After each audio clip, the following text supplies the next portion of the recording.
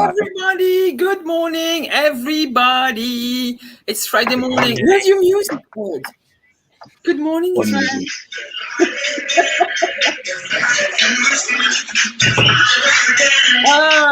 There's the guy.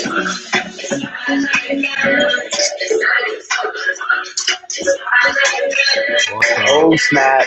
Yeah. Good morning, guys. Morning, morning. Another beautiful Good day. morning. All right. So today's Oh my God. today's broadcast is all about pricing listings, right? Number one for a quick sale, but also for top dollars. All right. How you guys been doing all week? Good? Wow, Good. Pretty good. It's been crazy out Awesome. there. All right. Where is everybody? Just want to make sure we have people watching today. Do we? Yes, one viewer. This is fantastic. We got our first viewer. Good morning, everybody. Please come in. Please come in. So let's start talking about how to price a listing well, to sell for the most money. Because lately, of course, you have some pockets of our market where you throw a property in and it will sell no matter what because of the demand, not when it's grossly overpriced, of course, and other pockets that may struggle a little bit because if things are overpriced, nobody wants to even look at it. Yeah, I mean, I don't even want to look at it sometimes if it's overpriced. Right. No, but realistically, I mean, people are just not going to look at something that just feels like it's out of their price range. Right. People are more interested at looking at something that's a little under the price range. So, right. I mean, it all depends, but. Right. And people want to pay the true value of a home right now. Nobody wants to ever overpay. I like discounts. I don't want to overpay for anything. Okay. I go to the discount store. I don't pay full price for anything. Dollar Tree? Sure. I love the Dollar Tree. Love the Dollar Tree. Before I choke on myself, let's start with price. We'll set the tone for a quick sell, or I'm not going to read this one because it's going to sound terrible. I'm going to read it because it's the God honest truth. So it's going to drag ass, okay? Excuse my French. But the choice is definitely up to you. And I think you should bring that up to the sellers because realistically, look, they're going to think that they can sell it for money. Like I was talking to a seller the other day and I told Israel this story. The neighborhood comps for the similar property is probably selling at about $950. Right. The seller said he wanted 1.2. Oh. I said, I mean, we could put it on the market for 1.2, but realistically, people aren't going to come and check it out like that. They might, and then they're going to want to chop down the price. Why would you want to try to negotiate with one buyer when you can have the opportunity to negotiate with 30, 50, 200? Right. That is going to be the recurring rebuttal we're going to be using. It's why would you want to negotiate with maybe half of a qualified buyer that is going to lowball that offer anyway for you because you're way overpriced if he even wants to look at it.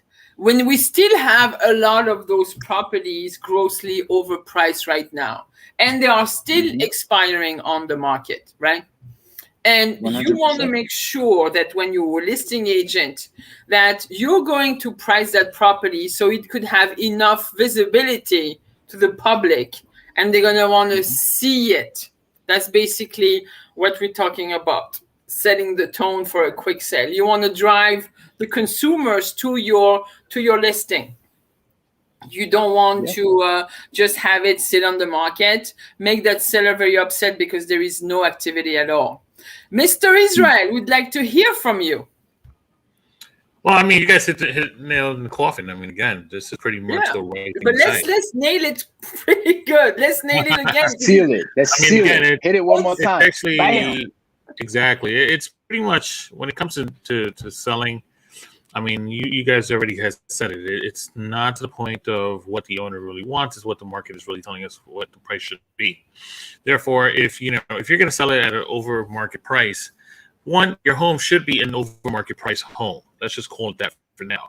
Mm-hmm. And then two, you're going to expect to be there in a long period of time, because what our buyers are doing, just like I said, is that nobody's going to really buy full price for a home if it's not really worth full price, right? So when you're dealing with a seller who's actually thinking of full price or thinking of high home, stuff like that, then the first question to always ask them is, are you going to pay full price on your next home? Right? If you're not going to pay full price, then why would you think your buyer? Right? Why do you think your buyer will pay full price for this home? So let's just do the right thing. Let's let buyers, compete against each other and get you the price that you're looking for by pricing it in a way that's very competitive for someone else to go out there. And but that's let me be the devil's advocate. Let me be this seller that has a gold bidet. No. This seller has a gold bidet in his bathroom, and he's saying, because of my gold bidet, my house is worth $1.2 million, while all the other houses are worth $800,000. But I have this nice gold bidet. You know how I would respond to that?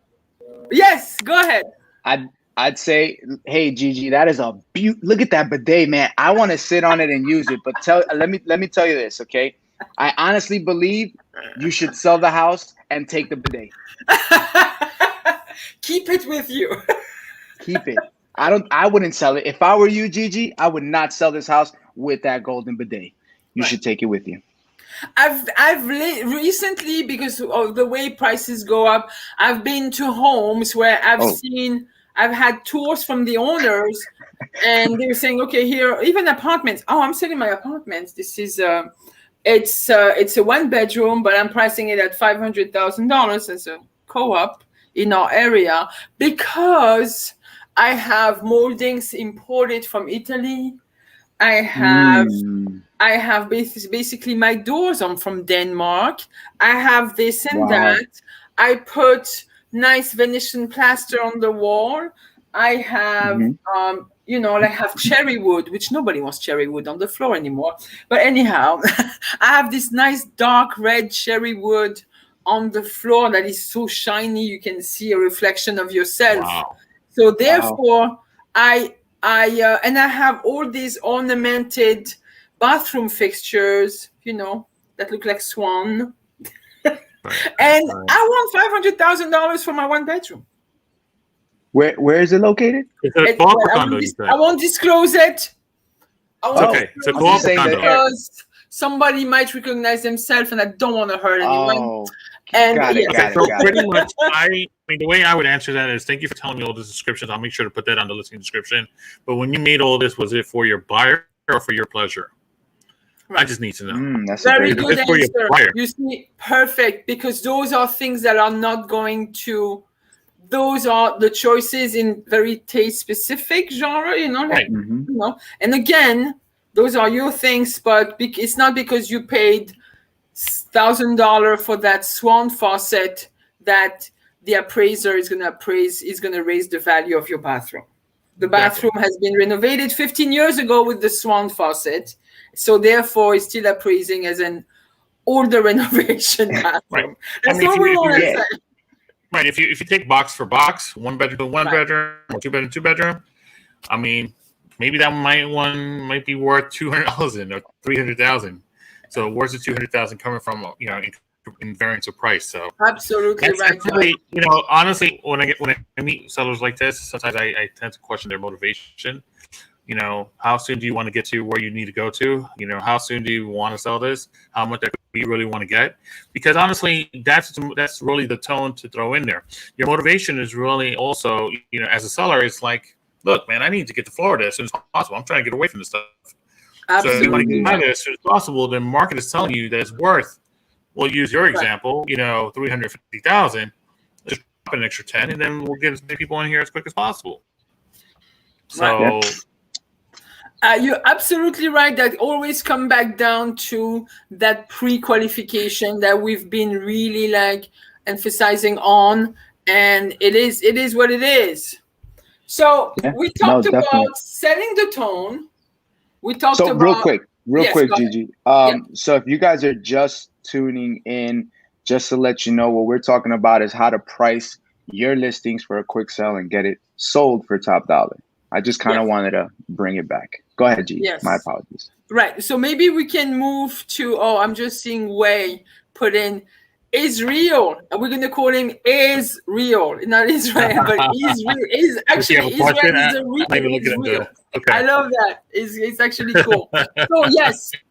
So we talk about setting the tone. Like you don't want to give your seller those false expectations that yes, they can get $1 million for their swan faucet. It is not happening. You're gonna have to be professional and stick to your gun and have the real talk with your seller that this is what a lot of people are gonna come with. With financing, and yes, some will come with cash, and maybe they don't like that swan faucet because that's yours. That was your thing.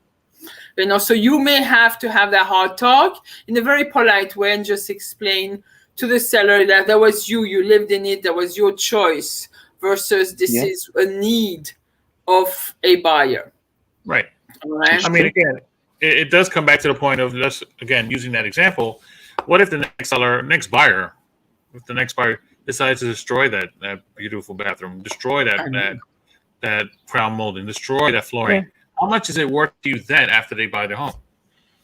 It's not worth too much. So the point is it's really their motivation, how fast you need to get out of here for us to help you get to your next real estate goal. So but pricing strategies, man, I love this part. Pricing strategies, to me, there is only that one pricing strategy.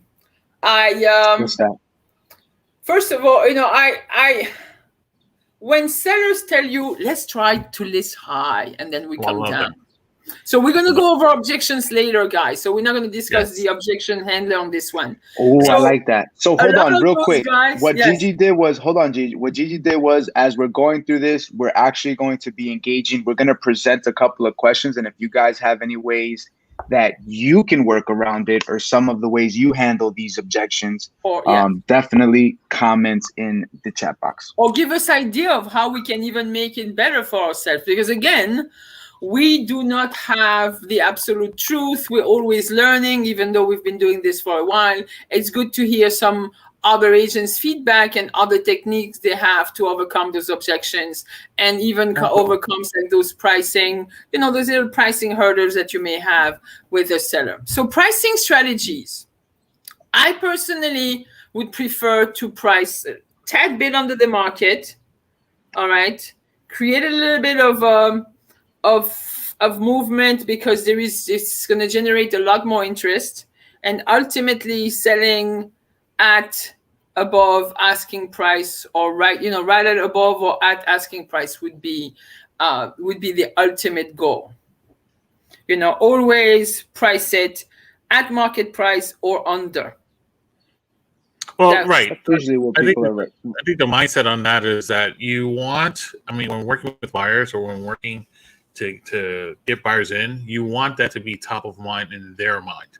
Man, that house is worth $650 versus $660. I'd rather go to see that one. That's really what they see. I mean, buyers always shop around. They always look at houses, and the first thing they look at, besides the pictures that attract them, right? Because that's part of the strategy, also pricing strategy. We want to make sure that if you have a house that's worth, $300,000, we're going to try to picture it. We're going to try to give you the kind of pictures that's going to make it look like $1 million anyways. So again, your first impression is the pictures, and then when they see the price and they see prices of two different other ones, like, wow, this one's $360, $350. I'm going to go for the $350 first. So that's really how I see some people do. So right. So I think setting again those price expectations with your sellers. So the pricing strategies are going to be, of course, with all you coming in with your ammunition right there, right? Because your buyers, let's not underestimate them. I've seen a lot of buyers that are doing as much prep work on past sales as I do getting ready for a listing. And those numbers are public. So they do, and they would come and say, this listing so is like 3 blocks down. It was listed for that much, and it sold for that much. Right. And so do not underestimate those buyers. They're very educated. So come in really prepared with your sellers as well. And in order to justify the price that you're going to propose, you need to be able to know very well about the property, know if there are any challenges like violations which would hinder the sale and slow it down. So that would affect, sometimes a violation, you could close with it, but you may have to have a little bit of a price reduction. So it's good to talk about it with your seller, right? And then of course your comps. Right, go ahead. So I know you were going to mention comps. It's funny because I was just about to ask, what are some of the tools that you'll use to put together kind of a pricing strategy for these potential sellers? So you just said comps. I know we're kind of going to jump into that, though. We're going to jump into comps and CMAs. Yeah, that's we're kind of one of the slides that definitely we're going to go into. Yes. So, but I do want us to kind of go to the next slide, Gigi, if you want to kind of just click to the next one, because that one right there actually explains exactly what you guys are talking about. Let's do it. As far as the pricing goes. Right. We can pull that up and then talk about it a little more. Yeah. So this is a slide that has been originally offered by Keeping Current Matters, which is a great company that offers fantastic content and monthly reports, monthly market report, real estate report. And this is a slide on the impact of price on visibility. Any of you guys want to? I can go through it if you want. Sure. So just to keep it real simple, guys, the numbers on the side of the pyramid where you see plus 15, plus 10 market value, that right there is the prices of the market. The pyramid itself is the visibility. So this is the percentage of potential buyers that are going to go see these properties. So this is what we were talking about before. I use an example. There was a 2-family in Woodhaven that wanted to sell the property, but they wanted 1.2. Okay. The market itself was calling about 950. So in this case, they're kind of at the plus 15%, I would say. They're more than that. Right? They're more than that. So they're probably gonna get 5%. Not even that. They're gonna capture 1% of the market. They're gonna get 1%. 0.5% of potential buyers that are looking in the market because they just want to see, well, I'm curious to see what this $1.2 million house is on the market for. Like, why is this one selling for that much, right? Yeah. And the other thing that happens here is, and I bring this up a lot to the sellers, right? If we price high, like Gigi said it, I want to price high, and then somebody can come in and negotiate. This is what we said earlier, right? If you're priced 15% above market value, you're going to get 10% of potential buyers. So if one of those 10%, one of them come in and submit an offer, they're going to try to lowball the offer. And then you have to sit there and negotiate with that one person. Compared to, like Gigi said, if you price maybe 10% below market, look at the margin of potential buyers that are coming in to the property to see the property. They might qualify just a little, and some of these people might be people that have been on the market for months, that have been fighting and already know, oh my God, like I've been trying to lowball this market for the past 10 months and none of my offers get accepted. I'm not playing any games anymore. I'm submitting offers. And that right there is the reason why not the reason, but that's one of the reasons why you're also seeing a lot of bidding wars take place. It's ridiculous. So when you see that number 90, this is the 90% of the actual consumers looking to purchase are going to see that property, whether it's above their price range or at their price range. You're going to capture everybody. The point here is to capture a market share. You capture that group of buyers. You capture at a little bit lower, you're going to capture an even larger group of people. And that's what you want, because you want to give to your seller the opportunity to basically counter offer on several offers, not just one. You have no leverage with one offer. You're like a sitting there, please, I want an offer, please. And begging, that's what it feels like. Yes. And it's It like, is. man, shoot, there is nobody's looking at this. And I have listings right now that nobody's looking at. Yeah. And yes, So, they price at market value. And sometimes you're stuck because when you're dealing with co-ops, you don't not only deal with the buyer, but you're dealing with the co-op building as well. And there are certain prices you cannot go under. And you're stuck. Yeah. And this is the worst feeling. You know, when you're going to pay for advertisement and you're going to do an open house and you have this property boosted and all this and that costs you $150, blah, blah, blah. And you're going to feature it on Street Easy. That's another $200, $300. And you have an open house and you have 2 people, not one offer. This is amazingly frustrating. 100%. It certainly is. And it's unfortunate. I mean, it's really unfortunate. But you know what? It's really interesting how pricing works. Because again, if we use 350 or 500, whatever the case may be, there's always that group of people who are in that category, right? The 500s.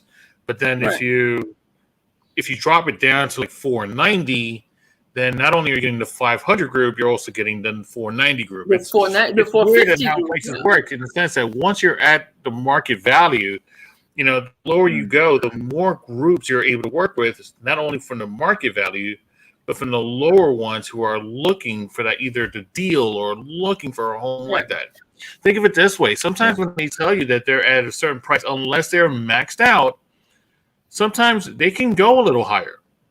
Because why? Yeah. If you're interested in a certain property, you will pay for that certain property, right? If you're pre-approved for 400,000 and you're putting in, you know, like you're looking for 350, hello, you're approved for 400. You're going to try to get that because you love the unit so much that you're going to pay for what you love.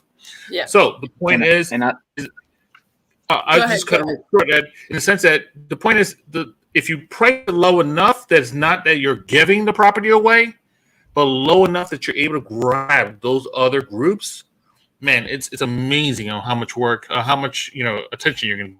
That. Yes, that's what you're getting. You want that property to get as much attention as possible. Of course. Yes, you're going to get the not that qualified buyers.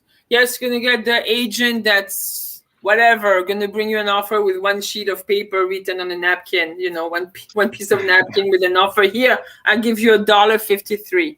Those type, yes, you're going to get those. But then you're going to get all the other offers, and that's what you want for yourself.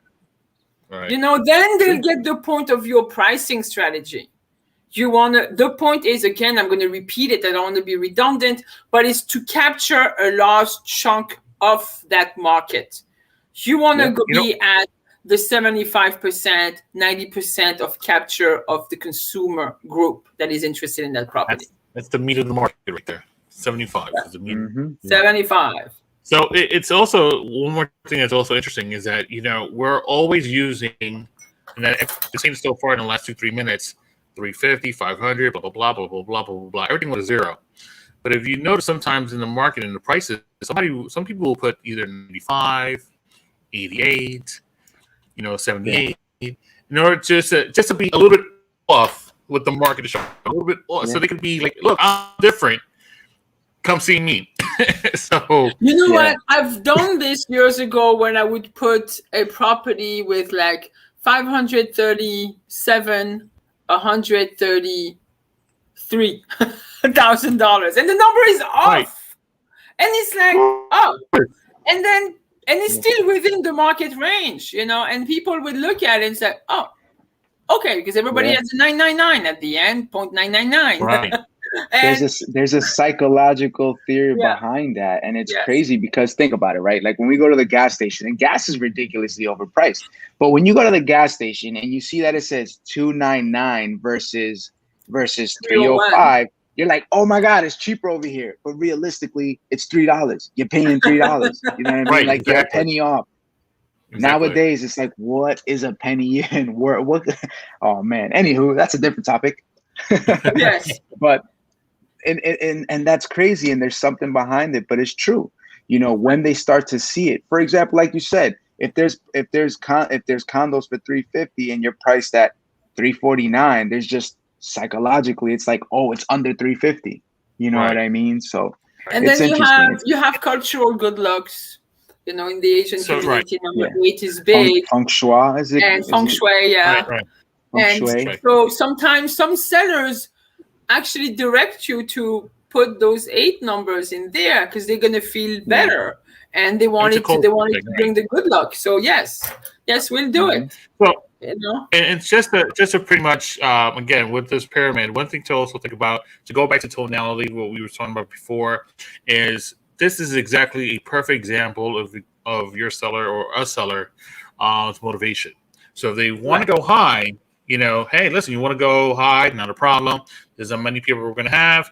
We're going to be in the market for a long period of time. You're not motivated to move out right away. You just want to try test out the market. This is what it's going to look like. Yeah. And then if you go down, you're looking to sell right away, head out to Florida or wherever you need to go to. This is the kind of folks we're going to get. This is the kind of group we're going to get. So, right. it was And great you pyramid to want to use. debunk that notion that, let's just put a price a little bit higher so we can negotiate down because that's what the market does. People always Right. give a discount of 10%, 8 to 10% as average. So let's price 10% higher. So you have a tool right there that will actually help you debunk those Exactly. myths, And again, support it with comps, like your list to sell ratios, your own list to sell ratio. When you have enough experience, you will be able to actually debunk that myth and be able to price the property right. And Absolutely. even if that seller is not certain, but once you have all those ammunitions, your comps, your this, your ratios, your number, your stats, because it's a whole study, that seller will say, yes, let's price it at this. Even though they might call you 2 days later, like, Gigi, you sure? Gigi, you sure? And then when you get the offer accepted at way over asking, they're like, oh, you were right. So yeah, that's that. So what's scary Funny how that sometimes, always and works. like I said, we're gonna switch over to the next one now. But what's scary sometimes is when you go too low. I mean, I know agents, and we've been in this industry enough. We know agents that will put it so low, right? But now let's just say let's just say we do have it that low. You'll have that seller say, "Hey, listen, we're getting a lot of offers in here. How about we jack up the price a little more? See if we get other kind of groups in here, right? We'll get that. We'll certainly get that in the sense of, hey, listen, we're getting 12, 30 offers. Let's just increase the offer a little. I mean, increase the price more. Maybe we'll get another higher group." We recently She's speechless. priced the property really low, and I did get hate phone calls from other agents. Of course, I have to. Not understand. First of all, that street in that particular town in Long Island, in that one town, you have the name of a street in the north part of town and the same name of street in the south part of town. And the price difference between the north and south is, north is a little bit cheaper price and south is much, much larger properties with price points close to $1 million. And that property was priced under $400,000. Wow. And some agents did not realize that I was in the northern part of the town. And yes, it was really a low price. But again, you've seen those open houses with 200, with 300, 400 people going there. That was one of those. And they did not understand. They're like, what are you doing to the market? Well, now, we're agent to agent. Let me explain to you. First of all, if you look on the map, it's not that part of town, it's the other part of town. And yes, it's called a pricing strategy. So yes, you would get those hate calls and you will make people angry. But in the end, we sold for close to $100,000 above asking. With a buyer, with all the terms were in place. And that seller was able to choose from close to 30 offers. That was the point. Right. That was the point. So let me ask you this question. Did that property, because of the fact that it sold 100,000 over asking, did that now exceed some of the values of the other homes that sold? Did that make sense at all or no? I don't know if it does, but it got appraised. There you go. Appraisal, it came at value came within at appraisal, so we didn't have any problem. So Again, compared to you're able to do this to go as far as you can go. Yeah. Depending on the terms of the offer, if the down payment was large enough to give us a little bit of a buffer, Right. just in case the appraisal would come low. But no, I know pretty much looking at how other property were closed and the condition up to where we could go. So yes, we did. That was like a little bit of hoopspa, okay, a bit gutsy to do this, but it worked. And it's not always the same scenario with every single property. Right. Right. I agree. Not with every property. It's just, again, everyone has different emotions, different motivations, and different needs. Yeah. Right. And some houses, I mean, again, you could have two matches next to each other, but one could be immaculate and the other one looks like a storage facility. So, I mean, look at the buildings over there in Kew Gardens and in Forest Hills, Park Lane South and Park Lane North.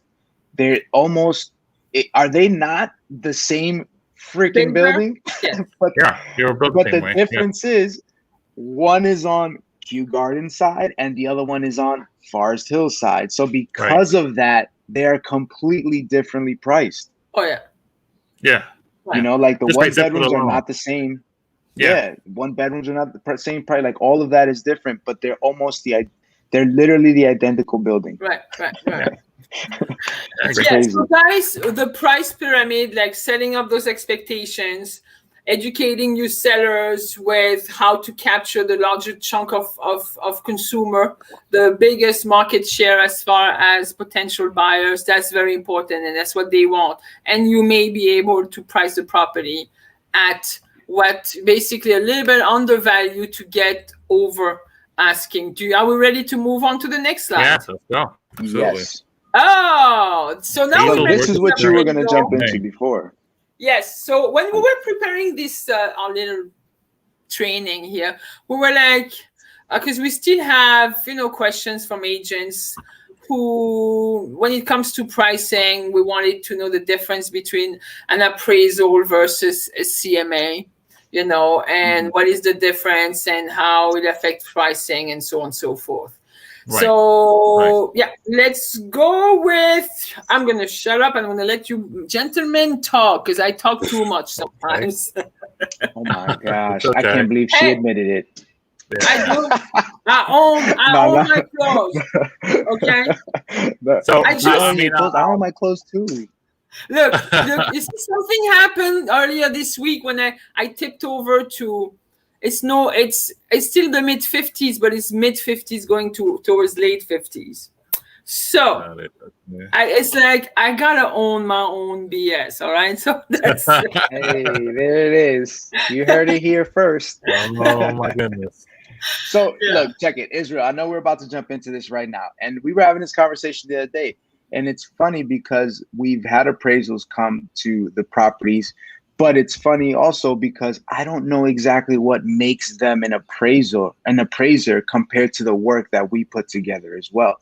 So that's what we were talking about earlier this week as we were putting this information together. So I guess, Izzy, I'm going to ask it again, man. Like, what is the difference? Like, we put together CMAs, right? We had this conversation in the office when I first started. I remember you and I were talking, and I still remember the conversations that you said to have. Hey, look, Mr. Seller, listen.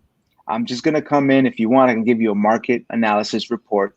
It's no obligation. It's only going to take 15 minutes of your time, right? And I remember them being the three things. That's what you have to say. Yeah, just say it like that. It's no obligation. It's only going to be 15 minutes of your time.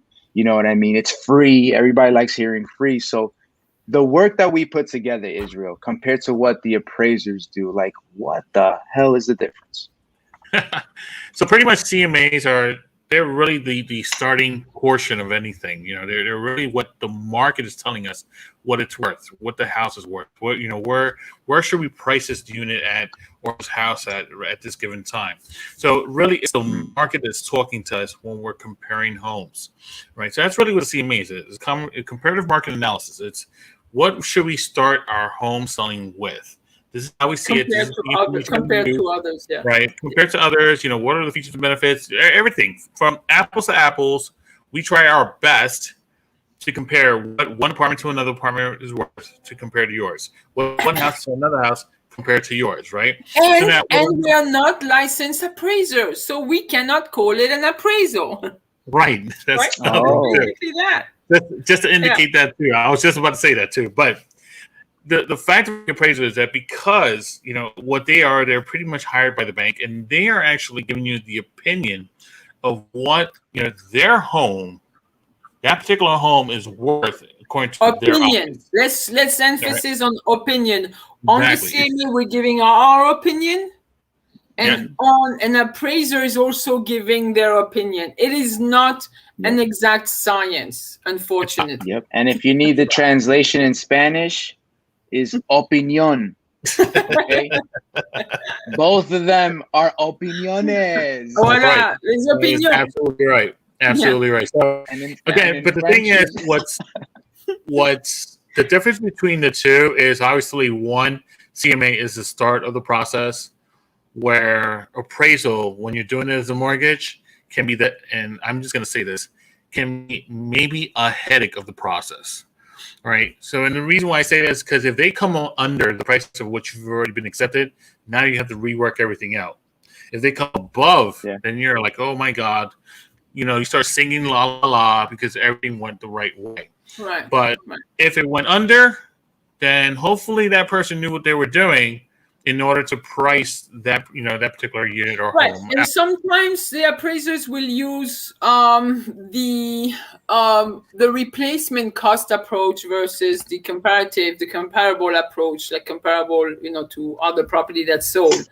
And sometimes because there are not that many comparables, they'll do the cost replacement approach. They use different techniques that, as more experience you're becoming in real estate, the more you're going to be also applying those techniques.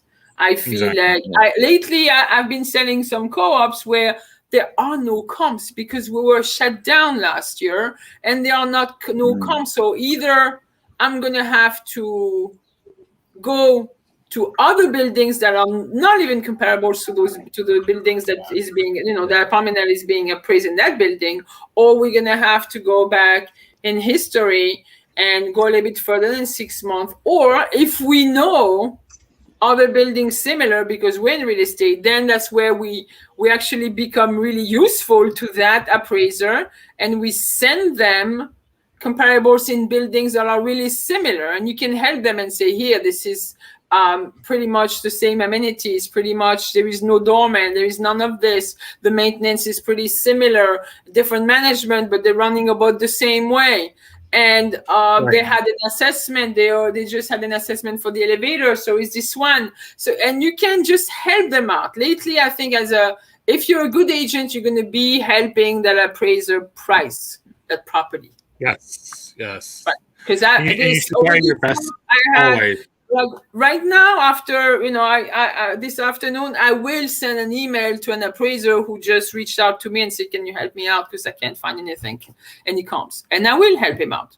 And this would be the second one this month, right?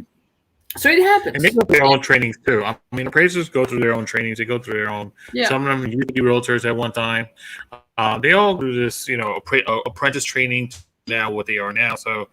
They all go through it, and sometimes they use different systems than we do. They use different algorithms than we do. But the point is that sometimes what information we give to the seller, it's really, hey, listen, this is the number that's, again, what's been in the market and what's been sold. All right? What's been expired and what's been withdrawn. Right. And then as we do our CMA, we choose the properties we're going to present to the sellers, right? And it's going to differ from one agent to the other, depending on that agent's motivation, on that agent's basically what they're trying to accomplish, or responding to the seller's basically needs as well, right? Yes. And it's all again. Those CMAs are not very objective. It's a very subjective approach to pricing property. Opinion. Right. It's opinion. Yeah. That's what every, a a seller can interview more than one agent, and each one will be a different situation. Right. So. Yeah. So that leads us to the next portion of our training, which is ta-da! Q&A. Pricing objections and the best ways to handle them. So we just selected a few objections. The rebuttals could be a little bit long, but they're going to be posted on screen, and they're going to be posted on Facebook, Alliance Movement page, and on my personal page at Vitam Aeternam. That's Latin for forever, until the end of Facebook's existence. And let's go over those objections. So this is where we were just talking about the CMA, and that's interesting. That's great that we put that slide, at first objection first. And this is a seller saying, why is your price so much lower than the other agents that we talked to? I mean, they have comps that show higher price than yours. Right? Wow. How? Yeah, but like we said before, though, remember, the key word here was opinions, right? So everyone is putting together different numbers. Not every agent is the same. Not every single one of them is a good agent. Not every single one of them is a bad agent. But literally everybody's putting different numbers together. So look, you guys, for example, Gigi, I know you do this. Israel, I'm sure you do this, man. But when you're putting these numbers together, I'm sure you guys are presenting what has recently sold. Yeah. And I sometimes get sellers saying, hey, I don't care about how much that property sold for. So-and-so down the block listed for 1.2 million. Right. Good point. You're saying that because this is going to be one of the objection handlers we have. And you know what? And you don't want to walk away from that listing. You can't go to a listing appointment and say, I don't want this listing. It's going to be overpriced. You have some ways of getting around it. Sometimes you will have to take a listing that is overpriced. It's either you take the listing or you have zero listing. Which one is it? Same thing, right? So the first rebuttal is my comps show the price I haven't indicated. I will take the listing, definitely, like you're telling the seller, I'm going to agree to work with you. If you, Mr. Seller, agree and sign an acknowledgement form tonight, which is a price reduction form, that you will reduce the listing to my price in 30 days. I actually use 15 days. Because I don't want to miss the 1 month, that 1 month market, that first month in the market where you capture the most interest and the most offer. Yep. And then we continue on by saying, I would rather see you turn down 10 offers than never get one. So it summarizes, Mr. Seller, yes, I understand. Let's go with your price for a little direct response. Right. Let's go with your price a little bit, Mr. Seller. Let's be okay. But if you don't mind, I have this price reduction form right here with the price that I initially suggested to you. You're going to sign it, and we will reduce this price in 15 days or 30 days. Okay. Of course, you would want, let's try your way first, see what it gets us, and then we'll try my way. I would rather see you turn down 10 offers than never get one, Mr. Seller. Just remember, I'm not saying put the fear in them, but they need to basically have that to understand that they might lose something, right? Yeah. They need to have a clear understanding of what's going on. You know what I mean? Look, guys, I again, and we've said this before too, all right? You don't want to just be another agent. You don't want to be a door opener, right? You want to be someone who's advising these people in real estate. And you need to show them that. You need to show them the numbers. You need to have it to the point where when you say something, like, for example, right? No, I want to overprice this property. And you say, okay, well, why don't we look at some of the recent homes that sold in the neighborhood? How does that sound? Similar to yours. Great. You show it to them. They're literally sitting there pointing at stuff. Look, do you have these many bathrooms? Yeah. Is your home as updated as this one? Not really. And as you're going through these conversational, you're going through these questions, you're asking them questions to figure these things out.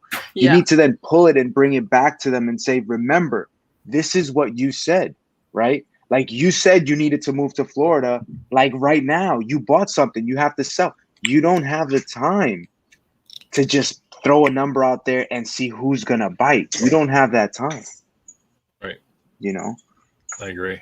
So I'm glad that you mentioned that about the 30 days, because not for nothing, I've given that sheet, but the fact that you do it in 15 days, I think is very smart, because you're capturing that 1 month.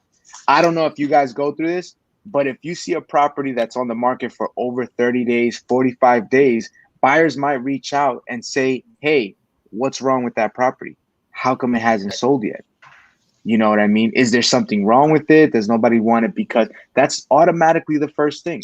And if it's on the market for more than 45 days, 2 months now, they're like chopping at it, man. People are just chopping down at it. Like, oh, I want to give an offer, but now they want to give some ridiculous lowball offer. You know what I mean? That's what's going to happen. So even though, and this is what I would say, even though, right, if they're going to say, I want a ridiculous price for my home, I have said this before, where I have said, look, I feel that that's going to bring bad publicity to the property. Let me tell you why. You could list it for there, leave it on the market. People are going to think there's problems with the property. They're not going to want to come and see it. Then you're going to start chopping down the price. Everybody's going to wait for it to get low. So you're going to hurt yourself at that point. So with that being said, hold on to it. If the price isn't yet, hold on to it. Let's kind of stay in touch. Right. But don't do that to yourself. If you're going to put it out there, price it right so you can get as much as attention possible, and then you can get it sold quickly. Okay, let's go on with the different rebuttal. So we were talking about it later when we were using CMAs to price properties, and then you have listing agents that will use listed price. And this is the rebuttal we're going to use right now, where the agent would say, Mr. Seller, those agents emphasize on listed price, and all I'm concerned with is what is sold and has closed escrow. You wouldn't want to base your price on erroneous information, would you? Right? So listing price and selling price is two different things. And then for me, I love this one, and I say it, and I don't mind. It could be very direct and in your face. And you could say, Mr. Seller, here it is. There are two places you can price your home at. You can list it where it sits on the market, or you can list it where it's sell. Which is better for you? Do you want to list just to list, or you want to sell? And that's it. That's one. Yeah, it's something Sometimes it's good to be direct. Yeah, sometimes you have to. I mean, if you're going to list with sometimes even with a super C, analytical, detailed, like tons of questions, personality, cannot make the decision, you have to draw the line and say, here, so what do you want? You just want a piece of paper saying you have the thing for sale, or you actually need to sell? And then that same objection we had, where they say, we can always come down in price later. I mean, I'm not going to repeat what I said before, but I think that's bad marketing for yourself, for your home. You know what I mean? You're going to chop down the price. It's going to affect you. People are going to think that there's something wrong with the property. That's just my opinion. So this is a little bit of a longer explanation, but this coming from the Mike Ferry coaching, and this is how it goes. You see, Mr. Seller, if we come out of the chute with your home overpriced, all the agents that show properties will instantly write you off as a non-motivated seller. Can I explain what I mean, what that means from an agent's perspective? And the seller will say, yes, sure, go ahead. So, Mr. Seller, the higher a price is on the property, the less a seller needs to sell it. And this is in the mind of an agent. At least this is what an agent believes, purely from their past experience. So now, a non-motivated seller means that even if you come down in price later, two things will happen. Okay? So either you're going to get a much lower price, or it's going to stay on the market and not be anything that the public wants. And it's basically, even if you're going to reduce it, you're going to have missed that chunk of that first month where the listing is fresh and prime, and you're going to miss that little gap, and you're going to miss out. Even if you reduce, people are going to say, oh, that property has been 30 days on the market. In today's market, what happened? There's no offer. I can call the agent. Oh, yeah, it's available. Oh, what's wrong with that house? Not only is my seller not interested, but there might be something wrong with the house, Mr. Seller. So what do we do here? Right? And here is a top agent answer, and this one is super direct as well. Mr. Seller, by the time the buyer for your home will have bought, by the time the buyer for your home will have bought another, okay, do you want to lose that buyer? Do you want to price it high? So again, you miss that, basically the exposure you would have to that particular buyer, and you would walk away to another property. Do you want to even consider losing those type of buyers? Yeah, that's true. And there's another one. So we don't want to list at a price that will get it sold in 1 week. So first of all, why the hell would you want to tell a seller? I didn't see that. I didn't see that in there. Huh? I didn't see that. I didn't see that in there. Where's the? You know, that kind of reaction, that kind of thought process to me would question their motivation. Right? It's really would question their motivation in the sense of how fast you really want to sell. You could say it to a seller who's telling you, I want to sell quick. I need to have that thing in contract in less than a month. So, but if in a general situation, you will not want to tell your seller, oh, we're going to sell quick. So sometimes selling quick means you didn't give him the best offers possible. All right. So let's read this. First of all, why would you tell them that it was going to sell in a week? Unless they told you they needed to be gone in a week. The only reason you would get that objection is if you were getting overly egotistical, ambitious, and bragging. Oh, I'll sell your home in a week. Guaranteed. And it is more important to listen to what the sellers want when they want to be gone, and then tell them that your price will get them there on time, or maybe even 1 or 2 weeks sooner. So sometimes, like this objection handler says, you created that objection for yourself, and sometimes it's not even worth handling it. All right, depends on the situation, the motivation of the seller. And the top agent would answer that same thing. And guys, this is the one you should probably have in your arsenal of rebuttals and objection handlers. I'd rather turn down 10 offers than never get one. I'll work with you to get the right price for your home. Learn that by heart. This is just 2 lines, very easy to remember. I'd rather turn down 10 offers than never get one. And keep that all the time in your head. Right. And again, this is the one rebuttal I would use all the time. I'd rather turn down all those offers. Yeah, you think we might be a little bit low, but we're gonna get offers. That's guaranteed if you're being priced at that point. Then you'll have the choice, Mr. Seller. Let's turn down 35 offers. Let's get the best one. It is that. And yes, they might call you. You sure, Shishi? You sure that was the right move? You sure? Until you get all those offers, like, oh my God. So it is that. Listen, it's very, very simple. Look, I like the fact that you guys mentioned a few things. And guys, that was the key there, man. If they love the place, right? Israel said it. If they love the place, they're gonna pay. They might have a pre-approval. Let's just throw some numbers out there, 500K, and they're looking at properties for 400K. You know, but the minute they fall in love with something, they're gonna max it out. If that's the right home, if you show them the home and they fall in love, they're gonna go all the way. Period. You know, so I love the fact that Izzy, you said that, man, and Gigi is true. Putting those numbers together and sitting down with the sellers, presenting that to them, going over, making them understand. Look, I understand that that's what you want, but you need to understand this is what the properties are selling for. That house that's listed over there is just listed. It hasn't sold yet. Nobody has bought it. So just because it's listed doesn't mean anything. Let's look at what's sold. Yeah. You know, that's the type of information you should be delivering when you sit down with these potential sellers, because they're going to have their own numbers. They're already looking. We're in a world where the internet is at our fingertips and people are already searching for these things. They're just looking for a professional to help them through that process. They just want somebody to guide them through it that they can trust. And that's who you need to be.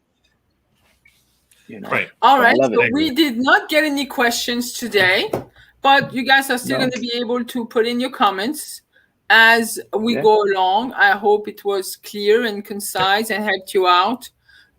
again, so this training is going to stay in forever. What are we talking about next week? That is to be.